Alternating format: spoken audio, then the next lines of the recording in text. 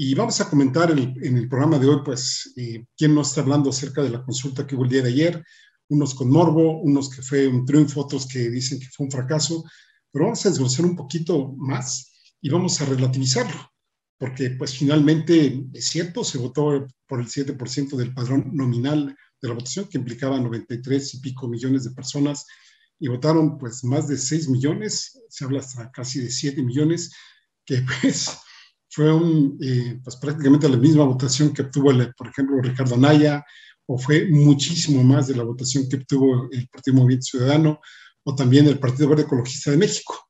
Y además, pues es el primer ejercicio de este tipo, con lo cual a mí me parece ser que podemos verlo como un inicio, pero sobre todo debemos verlo como un proceso que no termina el día de ayer y que me parece ser que habría que pues seguirlo y pues ahora sí que un poco articularlo, ¿no? Un poco darle más pues forma y no dejarlo como si pues ya hubiera sido la meta, sino verlo como un escalón en un proceso que pues debe ser necesariamente un poco más largo de lo que uno quisiera. Ayer domingo, la escritora Sabina Berman escribió una columna que me gustó muchísimo. Quiero compartirla con ustedes. Ya ven que de repente, pues, en vez de hacer el análisis propio, también traemos pues, de ciertas personas que escriben en distintos medios, pues alguna columna que por ahí vemos de mucho interés, y esta me parece una de ellas. Déjenme compartir con ustedes de manera textual lo que nos escribió ayer Sabina Berman en el periódico El Universal. No es que sea adepto al Universal, ustedes se los he comentado varias veces, pues nos chutamos diariamente el Universal, La Jornada, el Reforma, el Milenio, pues también la revista Proceso, y pues varios artículos y revistas que ustedes amablemente nos hacen llegar para tratar de tener pues una información, pues ahora sí que desde todos los puntos de vista posibles, y darles a ustedes, pues, ahora sí que los elementos para que ustedes mismos se formen su propio criterio, ¿no? Bueno, entonces, Sabina Berman empieza de cómo en la consulta los jueces quieren engañarnos otra vez. En España hay igual cantidad de pillos poderosos como hay en México, me presumió un periodista catalán. La diferencia es que en México los pillos poderosos pueden comprar los jueces y en España no. Debe ser cierto, porque si uno revisa los dictámenes de los últimos 10 años de los jueces de uno del otro lado del océano, descubre una disparidad abismal. Los jueces españoles han dictado sentencia contra el yerno del rey, el tesorero del partido político del gobierno y contra el mismo partido gobernante. Eso mientras nuestros jueces salen invictos. En cada uno de los casos de mayor trascendencia para el país, han trabajado a favor de los verdugos y nunca de las víctimas. El penúltimo caso es el de Kamel Nasif, traficante de niñas para su explotación sexual, a quien recién esta semana que acaba declararon inocente. El último caso, siendo el de la consulta de este domingo, en el que pusieron todo de su parte para dejar librados de la justicia a los expresidentes de México. Esta es, contada en breve, la historia de la consulta. Hace 3 años, en una entrevista, Carmen Aristegui presionó al entonces candidato López Obrador acerca de si llevaría a juicio a los expresidentes. La pregunta no estaba desencaminada. En Latinoamérica sí se enjuician expresidentes y no pocos han pagado sus actos de corrupción en la cárcel. Aquí añadiremos, incluso hubo uno que se suicidó por allá en Perú. Continuó con el texto de Sabina Berman. La pregunta no estaba desencaminada. Bueno, eso ya se dice. López Obrador respondió de mala gana que sí los enjuiciaría, pero levantó su dedito índice para añadir que únicamente lo haría en una consulta popular de por medio. Es decir, una consulta que le diera el poder para romper con la recia tradición mexicana de no tocar ni con el pétalo de un citatorio a los corruptos de un sexenio ya transcurrido, y eso para respetar la suprema ley no escrita de la tercia continuidad mexicana. El respeto a la corrupción ajena es la paz. Fíjense ustedes qué duro comentario, ¿no? El respeto a la corrupción ajena es la paz. Aquí, veamos verlo de alguna forma. El único que de alguna manera pues, estuvo en contra de su predecesor fue Ernesto Zedillo Ponce de León, que ya ven que mandó encarcelar a Mr. 10%, a Raúl Salinas, que además, bueno, le quitaron 164 millones de pesos, que por cierto, luego se los devolvieron, se estuvieron culpando mutuamente del error de diciembre, pero hasta ahí llegó. Pero fuera de eso, ¿se acuerdan ustedes aquel presidente salido de la Coca-Cola que en algún momento nos prometió que iba a acabar con las tepocatas y no sé qué tanto, que las iba a pisar con sus botas, etcétera, y que finalmente pues gobernó prácticamente para ellos, casi con el argumento de no dejar pasar en aquel momento al presidente López Obrador, e inclusive apoyó pues, a un candidato que no era su delfín, que fue el caso de Felipe Calderón Hinojosa, que pues ahora sí que se le escurrió un poco entre las manos, él mismo pues ahora sí que se autodestapó, y pues eso no le vino nada bien a Vicente Fox, que inclusive lo corrió de ser secretario de Estado, y aún así pues Felipe Calderón amarró diversos apoyos que lo llevaron pues, a luchar con la presidencia, y recordemos pues que ganó en aquel entonces con el famoso 2.56% o algo así. Ahora sí que como diría el Quijote, perdón, como diría Miguel de Cervantes Saavedra en la obra del Quijote, pues de cuyo nombre no me quiero acordar, que pues ya ven lo que estamos viendo todavía hasta la actualidad. Bueno, continúo con el texto de Sabina Berman, perdón por la interrupción. Dice, tarde, pasado ya medio sexenio, el hoy presidente cumplió la promesa, o más bien intentó cumplirla. La pregunta que envió López Obrador al Instituto Nacional Electoral para realizar la prometida consulta era, ¿está de acuerdo o no que las autoridades competentes investiguen y en su caso sancionen la presunta comisión de delitos de los expresidentes Carlos Salinas de Gortari, Ernesto Zedillo Ponce de León, Vicente Fox Quesada, Felipe Calderón Hinojosa y Enrique Peña Nieto antes, durante y después de sus respectivas gestiones? Sí, una pregunta pues que ahora sí que cualquiera podríamos entenderla, ¿no? Bueno, dice Sabina Berman, o escribe más bien, el Instituto Nacional Electoral envió la pregunta a la Suprema Corte de Justicia de la Nación. Más adelante vamos a ver por qué se le envió a la Suprema Corte de Justicia de la Nación, y ahí nuestros supremos jueces hicieron lo que también saben hacer, su tradicional pase de magia. Desaparecieron a los posibles culpables y también sus posibles delitos.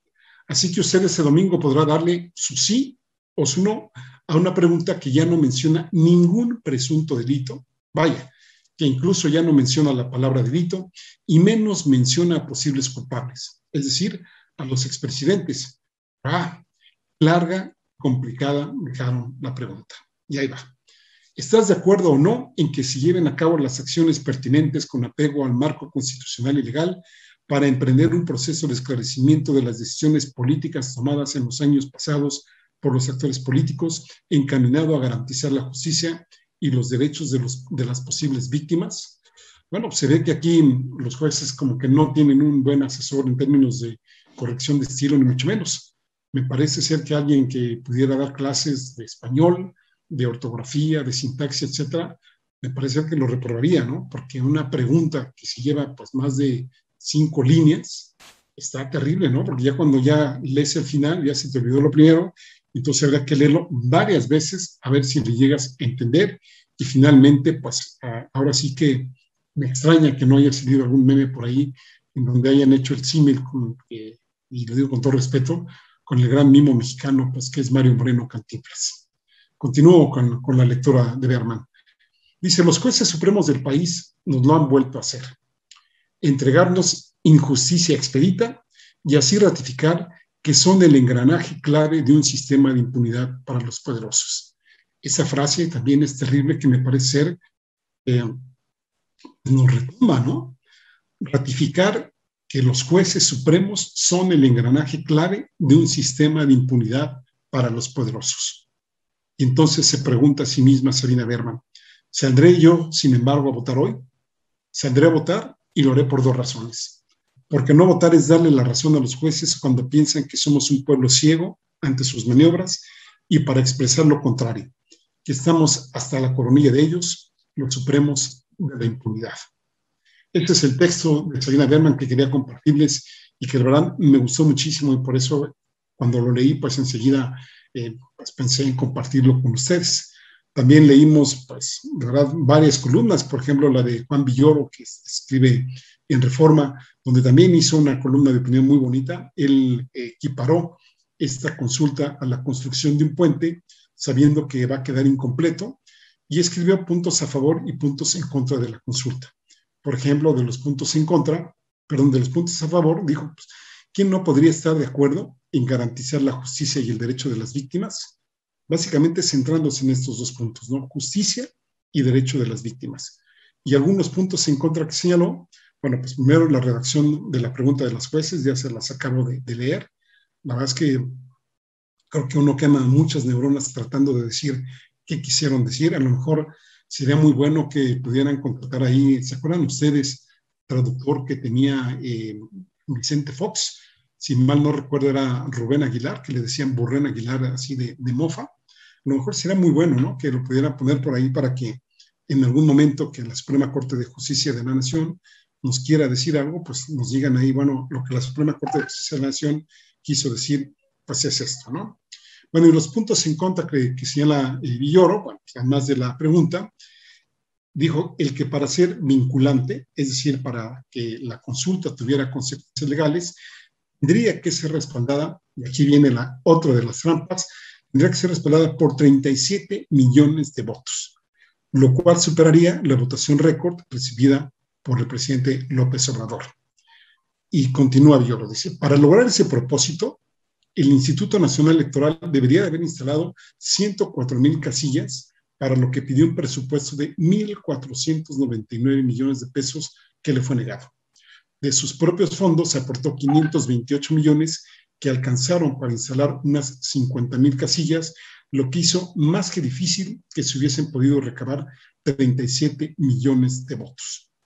Además, aquí habría que añadir a lo que escribe Villoro, pues tampoco hubo boletos, hubo casillas ni boletas especiales, digamos, pues para que uno pudiera votar, ¿no? Para nada, ¿no? Y tuvimos la oportunidad de acompañar a los familiares que llegaron, que primero les habían dicho que iban a poder votar en cualquier casilla, pero no, ahí efectivamente estaban los listados, pero pues como no se podía votar si las personas no estaban inscritas ahí, no pudieron votar. Además de que algunas casillas para encontrarlas estuvo más que difícil. Por ejemplo, allá en la delegación Benito Juárez, donde viven unos familiares, marcaba una dirección que es la avenida Cuauhtémoc, si mal no recuerdo me dijeron que era 1258 o 1278, pues ese número no está en esa avenida, sino que está, ya me comentaron que pues ya se regresaban prácticamente cabizbajos, que iban a comer y después iban a seguir buscando, porque además en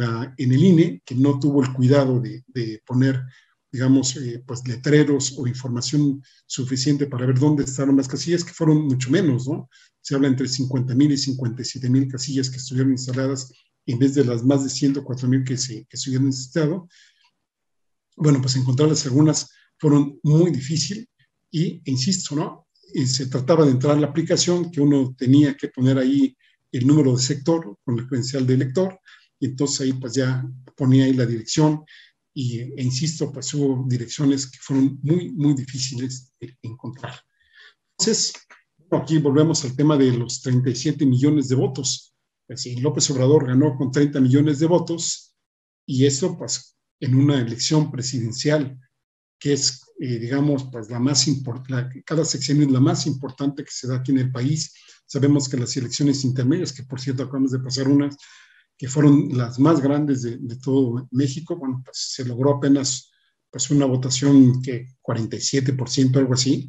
Ahora imagínense, con menos casillas, con menos, pues ahora sí que difusión, y sin, digamos, la supuesta participación de los partidos políticos que aparentemente les tenían prohibido pues, hacer difusión de esto o propaganda de esto, pues ya podremos decir, ¿no? A mí me parece ser que fue, pues, con todo y que nos están machacando que fue un fracaso así que la consulta, pues creo que si tomamos en cuenta que fueron 2,5 millones de votos los que se lograron, digamos, para que esta se pudiera organizar, para poder presionar al Poder Ejecutivo de que se lanzara esta convocatoria, haberlo más que doblado, me parece que yo digo que no está nada mal. No sé qué opinan ustedes, ¿no? Bueno, continúo un poco más de lo que hablaba Villoro, es que comenta que la pregunta solo se refería a resolver rezagos de la justicia. Y aquí escribe Villoro, los presuntos culpables sabían que no alcanzarían los votos para que tuviese consecuencias legales. Es decir, Lo vimos el día de hoy, ya Calderón por ahí y Vicente Fox han lanzado varios tweets, varios mensajes, casi carcajeándose, casi riéndose de que pues prácticamente se sienten exonerados y lo están celebrando. Me parece que Vicente Fox a lo mejor pudiera estar celebrando porque inclusive algunos delitos que se le pudiesen atribuir a él, a lo mejor ya varios ya están prescritos, otros no. Pero en el caso de Calderón, me parece que tendría que irse con más cuidado, porque ahí recordemos que dos de sus principales colaboradores, y me refiero a Genaro García Luna y también pues, a Palomino, Luis Cárdenas Palomino, pues están en manos de la justicia estadounidense. Ojalá estuvieran aquí en México, pero bueno, por lo menos están allá, y es muy probable que en algún momento ya lo estén vinculando a este supuesto expresidente de México. En el caso de Villoro, volviendo a retomar su texto, menciona también que el 16 de julio los zapatistas apoyaron la consulta y llamaron a votar por el sí, no con un argumento de venganza, sino con un argumento de abrir un proceso para cumplir con el derecho a la verdad y la justicia de quienes han sido víctimas por acciones y omisiones del Estado mexicano. Es decir, poniendo hincapié en las víctimas e impulsando la reparación y las garantías de no repetición de la continua e impune violación a los derechos humanos de la población. ¿Cuál de los agravios en México se ha resuelto? Se pregunta Villoro. Y nos pone como ejemplos a Teal, Aguas Blancas, Tetelcingo, San Fernando, Ayotzinapa. Y Villoro cita en un artículo de Luis Hernández Navarro, que ese, debo ser muy sincero, no lo he leído, parece que fue escrito en la última semana de julio, en donde Luis Hernández Navarro menciona que en el caso particular de aquí de Chiapas, que entre 1995 y el año 2000, el grupo paramilitar Paz y Justicia asesinó en la zona norte de este estado a más de 100 indígenas choles, expulsó de sus comunidades a 2,000 campesinos y sus familias, cerró 45 templos católicos, atentó contra los obispos Samuel Ruiz y Raúl Vera, hurtó más de 3,000 cabezas de ganado y violó a 30 mujeres. ¿Ustedes sabían de esta situación? Seguramente no. Como si hiciéramos aquí una encuesta aquí en el mismo estado de Chiapas. Ya no digan ustedes en todo el estado de Chiapas, sino aquí en los Altos de Chiapas. Son 18 municipios que componen los Altos, la gran mayoría de ellos de muy alta marginación. Seguramente no se han informado, no se han enterado porque estas cosas tienden a ocultarse por los distintos gobiernos y por las distintas fuerzas políticas que operan en los estados. ¿Qué resultados podríamos decir que hubo aquí en esta consulta que hubo el día de ayer? Creo que pues, positivos. Podríamos decir que de un inicio, que es el primer ejercicio de democracia participativa en el país, de carácter legal. Sabemos que aquí en México ha habido muchas consultas. El EZLN en su momento organizó una consulta para ver si continuaba siendo un movimiento armado, un movimiento social. Sabemos que el presidente actual ha hecho varias consultas, muy criticadas algunas de ellas, que si a mano alzada, que si no tienen, digamos, un carácter más serio desde el punto de vista metodológico, porque no se hizo pues, un marco muestral, porque no tuvo un cierto grado de representatividad, etcétera, etcétera. Pero sí, lo que podemos decir es que fue una consulta de carácter legal y que está, y ustedes pueden verlo en el artículo 35 de la Constitución Política de los Estados Unidos Mexicanos. Para aquellos ideólogos, para aquellos, digamos, abogadas y abogados, así que, pues ya ven que así como salen epidemiólogos y salen médicos y médicas de primera mano cuando está estallando un problema, pues de repente pues ya medio mundo es médica, es médico, es epidemiólogo, pues también ya salieron algunas personas que son, de repente, pues ya son abogados expertos en este tipo de temas. No, pues si estos llamados que hicieron para no votar, pues fue contravenir la Constitución Política de los Estados Unidos Mexicanos. Si están diciendo que todo debe ser legal, que todo debe ser conforme a un Estado de Derecho, pues lo menos que tendrían que haber sido, pues es callarse o de alguna forma investigar qué sí y qué no permiten las leyes mexicanas, que ojo, no es que las leyes mexicanas estén hechas para beneficiar a la mayoría de la población, pero con todo y eso, bueno, pues allí está inscrita la consulta popular y lo pueden ustedes constatar en el artículo 35, que por cierto está muy interesante de leer. Bueno, también comentaba que para otros fue un gran fracaso. El INE, por ejemplo, se cansó de decirnos que pues, esto fue muy caro para lo que se obtuvo, que se gastaron más de 522 millones de pesos. La última cifra que vi, por cierto, dada en la mañana por el presidente López Obrador, fue de 6.474.708 personas, pero se supone que hoy a las 9 de la noche, pues el INE, ¿no? O el anterior Instituto del Fraude Electoral, perdón, el IFE anterior, pues tenía una reunión a las 4 de la tarde y supuestamente la tiene hoy a las 9 de la noche, y ahí para saber qué nos dicen de si finalmente cuál fue la votación que hubo, que se calcula que fue entre un 7 y un 7.74%. En una entrevista que recientemente le hicieron a Pigmenio Ibarra, él confesaba que él se daba por bien servido si más o menos se tenía una votación que hubiese alcanzado los 5 millones de personas, es decir, el doble de lo que se tuvo en, digamos, pues en la recolección de firmas para que se diera la consulta popular. Bueno, entonces mencionábamos 6.474.708 personas, divídanlo entre 93.6 millones inscritos en el padrón electoral, y esa es la cifra de personas que pudieron votar, insisto, que pudieron votar y que por una u otra razón o no quisieron votar o no pudieron votar. Y de los que sí votaron, pues 97% votó porque sí se tomaran medidas para esclarecer decisiones políticas del pasado. Ahí hay que insistir, ojalá que estos 6.5 millones de personas, o 7, o 6, si lo dejamos en 6, no es una cantidad menor. Insisto, habría que ver las votaciones que han obtenido distintos partidos políticos. Pónganle ahí el PAN, pónganle ahí el Movimiento Ciudadano, pónganle el Partido Verde Conquista de México, a los partidos que perdieron su registro, y verán el tamaño de esto, ¿no? Porque de alguna forma, y por ahí ya lo veíamos en algunos comentarios, inclusive de las personas que luego mandan sus mensajes, pues ¿por qué en este tipo de consultas piden el 40% y para crear un partido político piden apenas el 3% de los votos, digamos, emitidos en determinadas elecciones? Bueno, para el presidente López Obrador fue un triunfo. Mencionó él que pues, nunca había participado tanta gente en una consulta. Por ejemplo, él mismo dio el caso de la consulta de la cancelación del nuevo aeropuerto internacional de la Ciudad de México, en donde votó un poco más de 1 millón de personas, es decir, fueron 5 veces más la votación, o 6, como ustedes hagan el numerador y el denominador.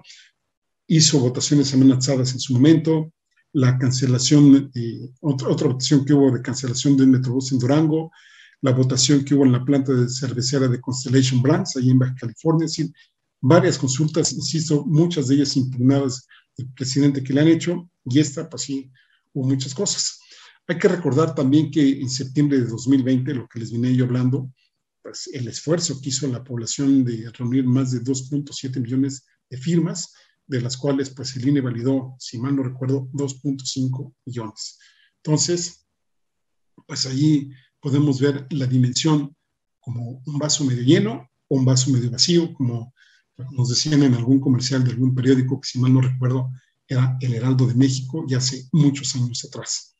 Y también el presidente pues, le dio su raspón al Instituto Nacional Electoral, señalando que el número de casillas no era una cuestión de dinero, ya que se pudo haber pedido la colaboración de gobiernos estatales, de gobiernos municipales y, por supuesto, pues también de la población. Vamos a suponer que 6 millones o 7 millones, ya pues, da lo mismo 6 o 7 millones, me parece que es una cantidad pues, muy respetable. ¿Pero por qué? Porque hubo poca votación para algunos. Es cierto, pudo haber sido más, se esperaba 40%, ¿no? Bueno, también esto es relativo, ¿no? Es como si yo ahorita les dijera, bueno, pues para que ustedes dirijan Rompeviento, pues tienen que conseguir 100 millones de votos, ¿no? Y si ustedes consiguen 2 o 3 o 10, les dicen, pues ahora sí, como diría, ¿no? Lástima, Margarito, que apenas tuviste muy poca votación y fue un fracaso. Pero es cierto, hay que ver algunos motivos por los cuales esta cifra no fue mayor. Una, desconfianza. Yo supongo, bueno, algunos analistas suponen que pues, alguna proporción de personas dicen, bueno, ¿para qué voy a votar? ¿Para qué va a servir esto? ¿No? ¿Qué va a pasar después? Si finalmente el sistema de procuración de justicia es corrupto, sigue la estructura judicial que tenemos en el país, sigue siendo la misma que teníamos en años pasados, en sexenios pasados, por mucho que esté ahí Alejandro Gertz Manero, que por cierto nos debe mucho de explicaciones, nos debe mucho de acciones. ¿Qué está haciendo la Fiscalía General de la República? Podría decir algún otro segmento que los mexicanos no quieren consultas a la ley, sino simple y sencillamente su firme aplicación. De hecho, una campaña en contra de esta consulta fue en ese tenor, que las leyes no se consultan, sino que se cumplen. Pero cuando en los sexenios anteriores esto se ha cumplido. De alguna forma el presidente ahora nos dice que, bueno, dice que los poderes deben ser autónomos, que no se puede meter con el poder judicial. Bueno, entonces esto sería una presión política, una movilización social que nos pudiera hablar de que es una ya obligación moral por parte de las autoridades de que de alguna forma hagan caso a esto y que las cosas, como les decía al inicio del programa, no queden ahí. También otro factor que influyó, por supuesto, la menor cantidad de casillas. Si con 104,000 casillas lograron una votación de 47%, pues con 57,000 y con menos publicidad, con menos medios, con menos mensajes y además con una campaña en contra, pues, ¿qué esperaba, no? Que se votara al 60%. ¿Por qué, insisto, como hace rato decíamos, ¿no? ¿Por qué aquí 40% y en otras condiciones el 3%? Además, por ejemplo, en las elecciones anteriores, que yo recuerde, pues prácticamente fue mínima, digamos, los mensajes que en el sentido de no votar, salvo, por ejemplo, algunos municipios autónomos en resistencia, gente que, por supuesto, la hay es muy respetable, que no cree, digamos, en las elecciones, en muchas de esas cosas. Bueno, pues ahí están, esos no votaron, bueno, por eso los niveles de abstención. Pero aquí la campaña, desde los mismos medios de comunicación, desde sus mismos ideólogos de cajón, diciendo que esto eminentemente lo vieron desde un punto de vista económico y también de que no iba a servir para nada y de que era un circo y de que era una función más para distraernos de otras cosas que importan aquí en México, pues ya me dirá, ¿no? De ahí que, insisto, relativamente no estuvo tan mal el número de personas que respondieron a la consulta. La otra, ya lo comentábamos, la redacción de la pregunta. En octubre de 2020, la Suprema Corte de Justicia de la Nación aprobó por 6 votos contra 5, apenas en la tablita, el carácter constitucional de esta propuesta de consulta. Luego, 8 votos contra 3, la reformuló, dejándola como un amasijo de cuerdas y tendones, diría Silvio Rodríguez, totalmente indefinido. El mismo presidente que no se ha querido meter en esto, que ha tenido sus razones, que hay quien lo ha criticado, hay quien que lo ha defendido. El motivo de la crítica es porque algunos dicen y algunas dicen que debió haber sido más firme, que debió haber sido menos vacilante, digamos, y haber apoyado la consulta con todo. Pero hay quienes defienden la postura del presidente, decir, bueno, si el presidente se hubiera puesto así en un tono más duro de llevar a cabo la consulta, pues le iban a acusar de que esto en vez de consulta pues iba a ser una venganza. Entonces ahí les dejo las dos posiciones. Y otro actor que también, que algunos ponen que fue notable, pues notable como para qué, que fue precisamente la actuación del INE, y particularmente de los consejeros Lorenzo Córdoba, que es el presidente, y Ciro Murayama. Poca información de la consulta, problemas en la ubicación de las casillas, ya les mencionaba hay algunas. De hecho, algunos analistas hablan, por ejemplo, el mismo Julio Hernández habla de que la difícil ubicación de algunas casillas hacían recordar el ratón loco, es decir, pues que uno no se encontraba en determinada casilla y habrá que tenía uno que buscar la siguiente, etcétera, etcétera, y pues así, pues nunca se encontró la casilla, es decir, la gente iba de un lado para otro, se cansaba y en algún momento pues decidía ya no votar, ni mucho menos, ¿no? Pues, ya mencionábamos también de que no hubo casillas en tránsito y también podríamos hablar de la Ley Federal de la Consulta Popular. Esta ley es muy interesante, también habría que mencionarla aquí, pues prácticamente amarrada con el artículo 35 de la Constitución, pero eso vamos a comentarlo, vamos a hacer una pequeña pausa y ahora volvemos para platicarles un poquito brevemente de esta ley, que pues es de la que de alguna manera amarró la estructura de esta consulta y ya de entrada, pues, a ver, ya me dirán qué consulta va a ser vinculante en un futuro. sobre todo en casos delicados como el que estamos viviendo ahora, y también, pues, el que se viene, el del 22, el de 2022, que es precisamente el referéndum de revocación o no. Ahora volvemos.